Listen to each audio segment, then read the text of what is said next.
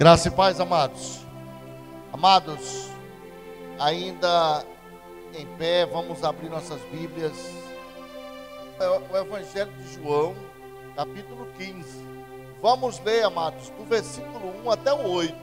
Amém, queridos. Coloque a mão no seu coração e vamos orar ao Senhor. Pai, em nome de Jesus, nós te damos graças, Senhor, porque o Senhor é bom e abençoador e a sua misericórdia dura para sempre. Nesse momento, Deus, toma o primeiro lugar em nossos corações, em nossas vidas, nesse local, e abre a nossa mente, o nosso entendimento, para que possamos aprender mais e mais de Ti. É a nossa oração, em nome do Senhor Jesus. Amém. Poder sentar, queridos. O versículo 1, ele vai dizer: eu sou a videira verdadeira e o meu pai é o agricultor. Esse é, sem dúvida, queridos, uma palavra de Jesus em forma de poema, uma palavra poética do Senhor e profética. Uma palavra poética e profética, onde ele vai fazer uma comparação com uma videira, ou seja, uma árvore que produz uvas. Então, queridos, o Senhor ele vai fazer essa comparação entre uma videira, nossas vidas, o ministério do Senhor Jesus, a nossa vida como discípulos do Senhor. Nós, nessa empreitada de levarmos uma palavra acerca do discipulado, muito embora discipulado não se faça com ensinamento, não se faça com transmissão de livro, isso realmente não tem nada a ver com discipulado. Discipulado é prática diária, é vivência, é modelação, é você modelando outra pessoa, e essa pessoa ela é modelada na prática do dia a dia, no cotidiano mesmo. Você vendo e ouvindo e observando essa outra pessoa, como ela se comporta nos momentos difíceis, nos momentos alegres e no dia a dia da sua vida. Isso é discipulado. É quando uma pessoa ela passa a aprender com você na prática do dia a dia, observando, e não você pegar aí um calhamaço de papel, caneta, livro e empurrar com ela abaixo, achando que ele vai aprender alguma coisa que ele não vai aprender. Ele pode até ter algumas noções, mas a vivência na prática é totalmente diferente. Assim como uma pessoa, ela não consegue aprender a nadar com livros. Você pode colocar a melhor coleção de livros do mundo para uma pessoa ler e aprender a como nadar. No dia que alguém jogar ele no rio, ele provavelmente vai morrer afogado, porque isso requer uma prática. Livro não vai substituir a prática do dia a dia. Jesus, ele, quando iniciou ali o seu ministério, 3 anos e meio, foi um tempo bom, não sei se o suficiente, mas foi um tempo que o Senhor determinou para 12 homens que não tinham nenhum conhecimento, para que eles aprendessem ali na prática o que seria a vida de um discipulado. Não tinha livro, não tinha caneta, não tinha computadores, não tinha nada. Talvez hoje, se o Senhor estivesse discipulando hoje, talvez ele fizesse uso desses recursos, mas na época não tinha nada, queridos. Na época era transmissão oral mesmo. Você estaria ali conversando, o discípulo aprendendo e transmitindo a outro e outro e outro. E a Bíblia diz que depois de alguns dias que o Senhor foi aos céus, haviam ali 120, depois 3.000, depois de algum tempo a metade de Jerusalém E hoje está aqui o resultado, somos nós. Mas tudo isso começou com 12 homens, dos quais o Senhor escolheu 3. Dos 3, Ele escolheu um para se relacionar mais profundamente, para transmitir mais profundamente algumas verdades que estavam por acontecer. É esse discipulado que nós falamos hoje, queridos. Na prática, eu digo, sou cristão, participo da família do Senhor, mas eu não tenho discípulos. Tem alguma coisa errada nessa matemática, porque Jesus, Ele não ficou só, queridos.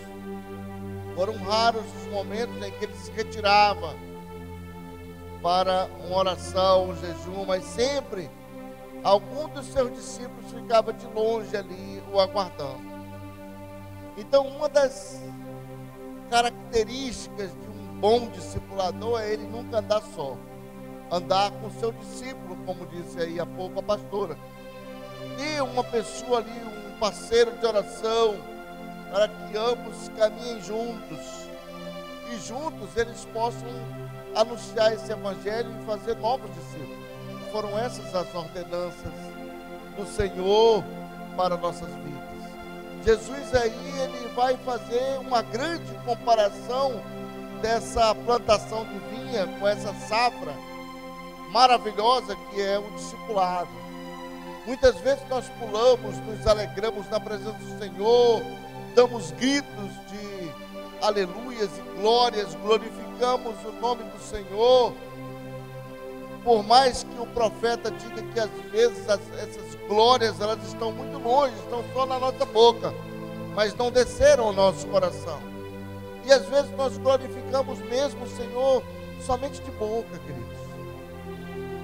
Mas João, o apóstolo do amor, o apóstolo amado do Senhor, ele vai dizer aí no versículo 8 que a verdadeira glorificação que o Senhor quer é que nós façamos discípulos, queridos. As verdadeiras glórias que devemos dar ao Senhor são discípulos, está aí no versículo 8. Glorificar o Senhor, queridos, importa em dar frutos. Frutos.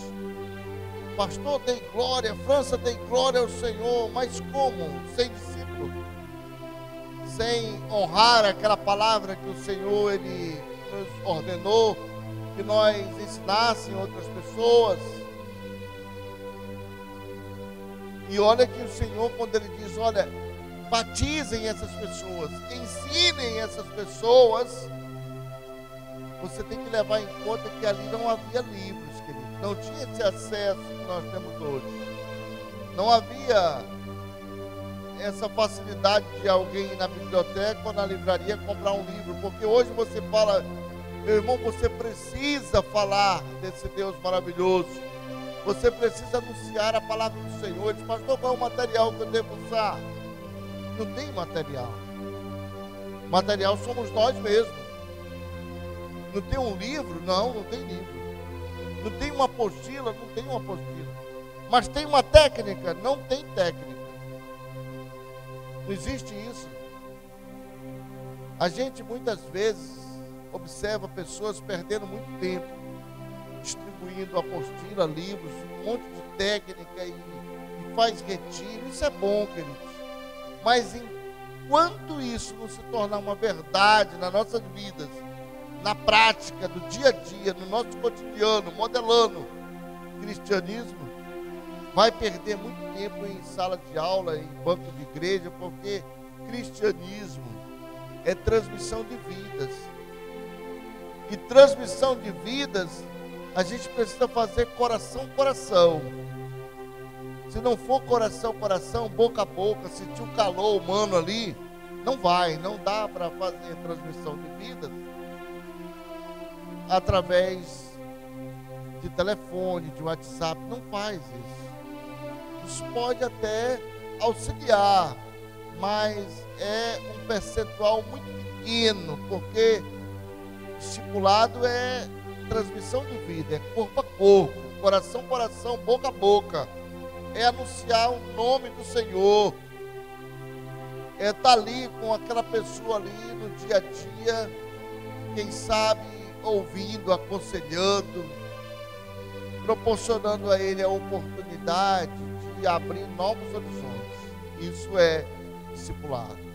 E Jesus, ele vai dizer: olha, eu sou a videira verdadeira e o meu pai é o agricultor. Aquele que não dá frutos, ele corta, ele tira e corta.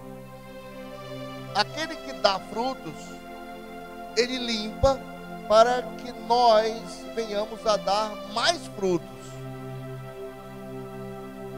Se nós, queridos, tivermos um bom entendimento da palavra do Senhor, a gente vai entender que não é interessante para nós,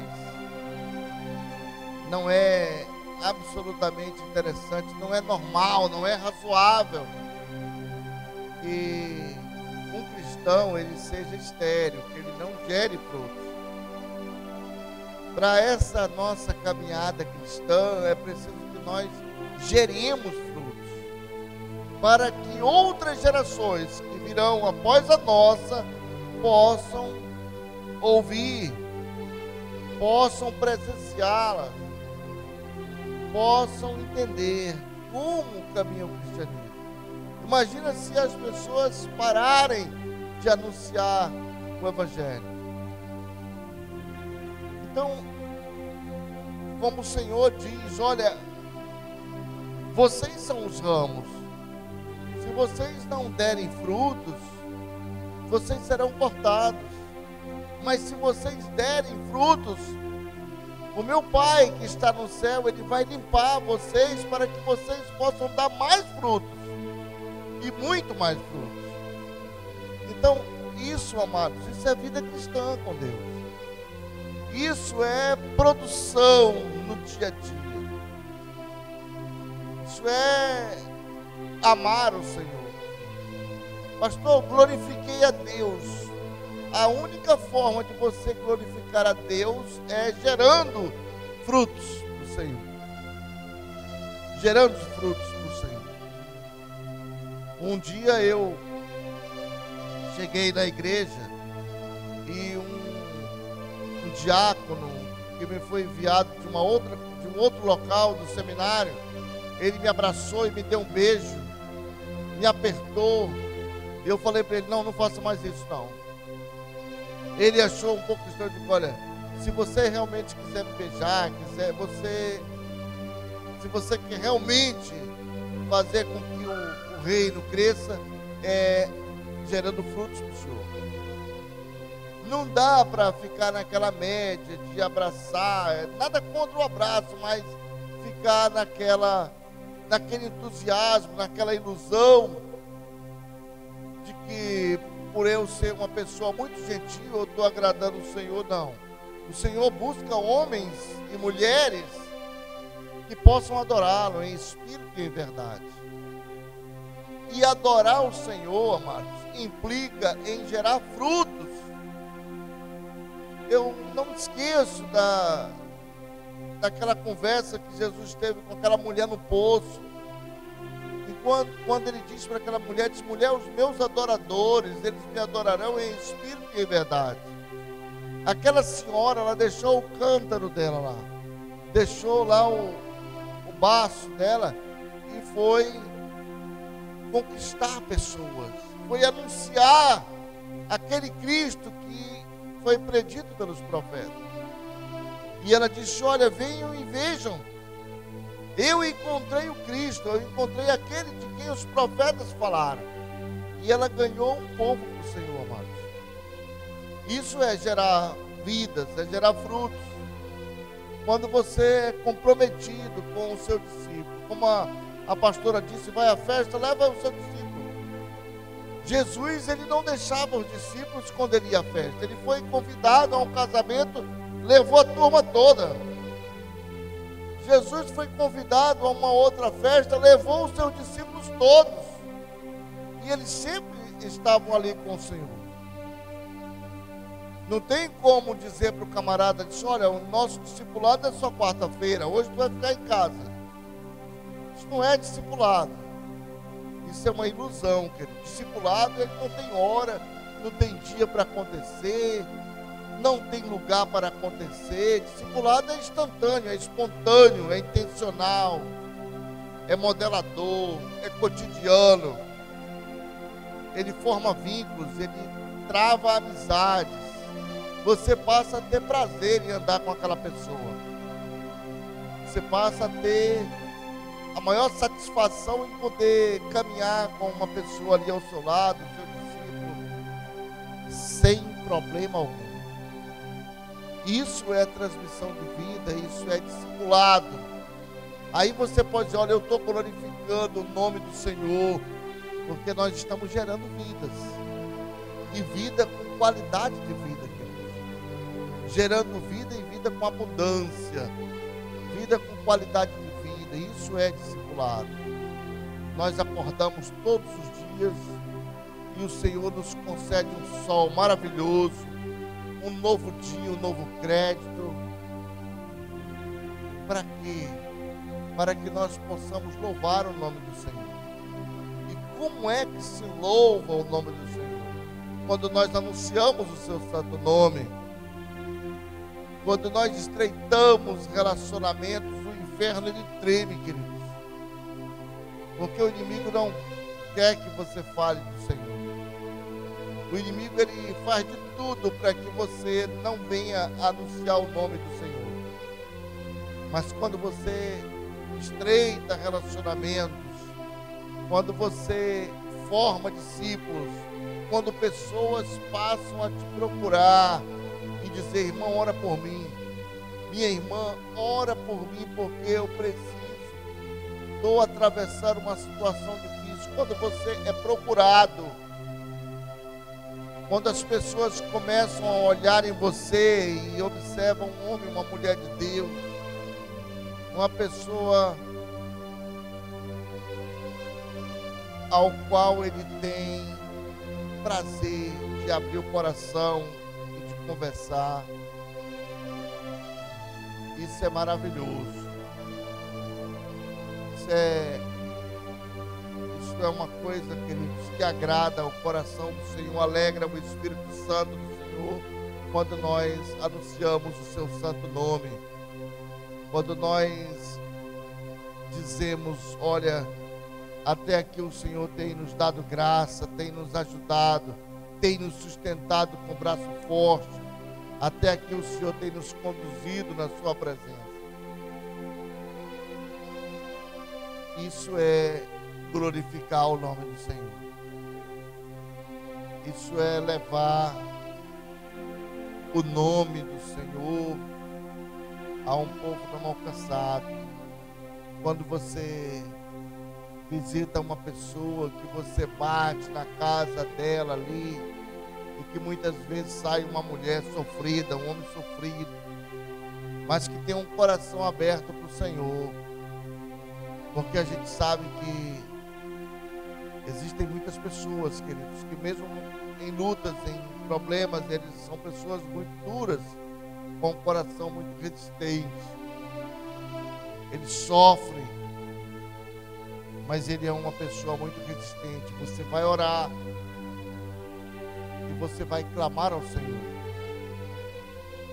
para que o Senhor venha mudar essa situação, para que o Senhor possa fazer uma grande transformação na vida dessas pessoas. E nós sabemos que são muitas as pessoas que são carentes de uma palavra, de um ombro amigo. Outros é porque vivem realmente isolados, só, solitários. Às vezes não tem com quem conversar. São pessoas que estão com a vida muito fechada. Mas nós não podemos ficar com braços atados dentro de quatro paredes. Precisamos dar um passo de fé precisamos anunciar esse nome. Ezequiel, eu costumo dizer que ele começou num cemitério. Nós não precisamos começar no cemitério, nós podemos começar por aqui, pelo bairro, anunciando o nome do Senhor. Podemos começar, quem sabe, com o vizinho que mora do lado da nossa casa. Um cidadão, ele passou 1 ano no exército. E quando ele terminou o período do exército, o pastor dele perguntou como é que foi lá a situação. O pastor, foi muita luta, mas consegui superar, não me envolvi com pessoas erradas, eu consegui me desviar de todos. Inclusive, eles nem descobriram que eu era crente. Então, queridos, a Bíblia diz que nós somos luz. E luz não é para ficar escondido embaixo de uma cuia, mas é para iluminar uma sala toda. Somos luz, é para iluminar uma sala. Não tem como ficar escondido. Somos o sal da terra. E sal, ele tem 2 funções: temperar e conservar. Na época de Jesus não havia geladeira. Quando ele cita o sal da terra, é pensando já em preservar aquela carne, preservar a carne, preservar aquilo ali, conservar a carne e temperar, dar sabor àquilo ali. Se nós somos sal para dar sabor, para temperar, nós não podemos ficar dentro de um saleiro, porque aí não vai servir para nada. E a Bíblia diz que é melhor que seja jogado fora. Se não vai servir, tem que jogar fora. Jesus, quando ele faz essa comparação entre a videira e nós, os ramos, ele vai dizer justamente isso. Se não dá fruto, tem que ser cortado, tem que ser eliminado.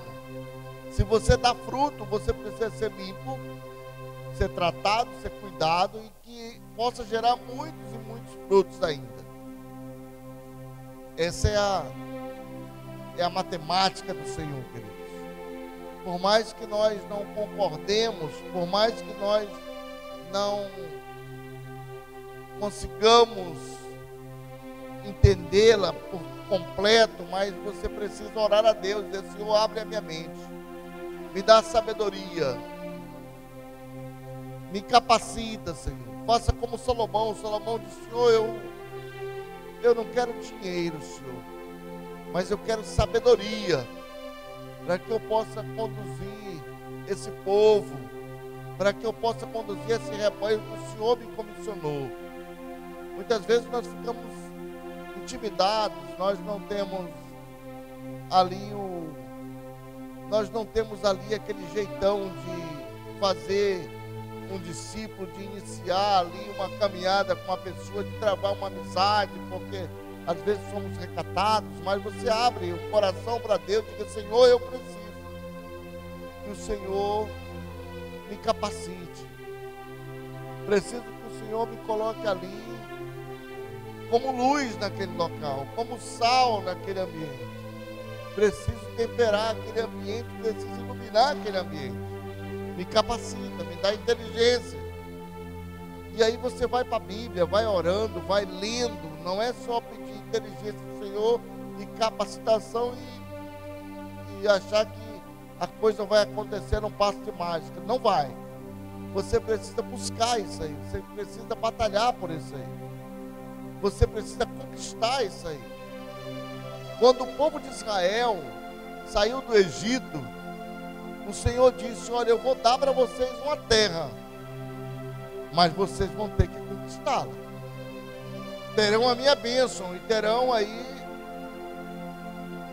ao seu favor a minha presença, mas vocês vão conquistar essa terra.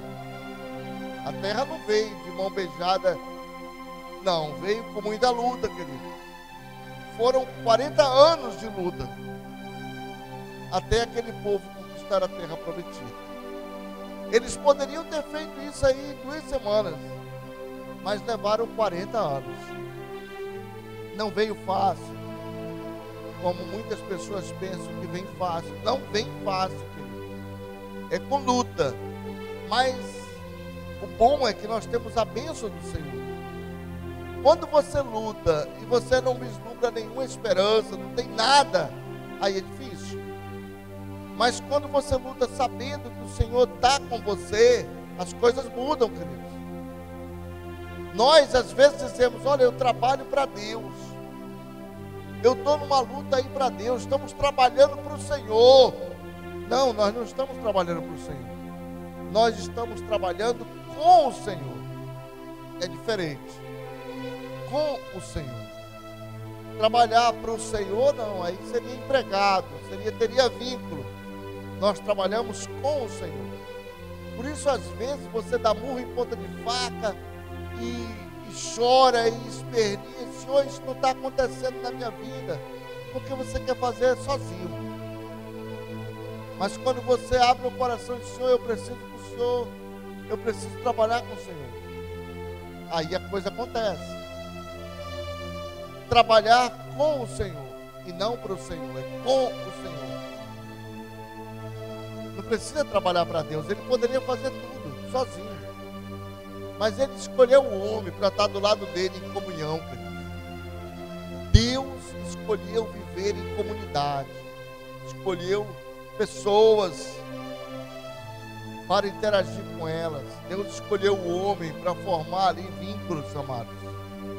Deus não quis uma vida sozinha, uma vida solitária. Não, Ele desejou compartilhar isso com você, comigo, com nós. Por isso nós precisamos aprender a trabalhar com o Senhor. Não podemos trabalhar sozinhos. Não, temos que trabalhar com o Senhor. Foi para isso que o Senhor nos formou. Foi para isso que o Senhor nos fez, para que nós vivêssemos em comunidade, queridos. E quando nós entendermos essa palavra, quando essa palavra fizer raiz em nossos corações, certamente você vai desejar muito, você vai desejar ardentemente poder estar aí discipulando, evangelizando, tendo o maior prazer em anunciar o nome do Senhor. Que Deus, Ele nos abençoe e nos guarde e nos dê a paz, em nome de Jesus. Vamos ficar de pé.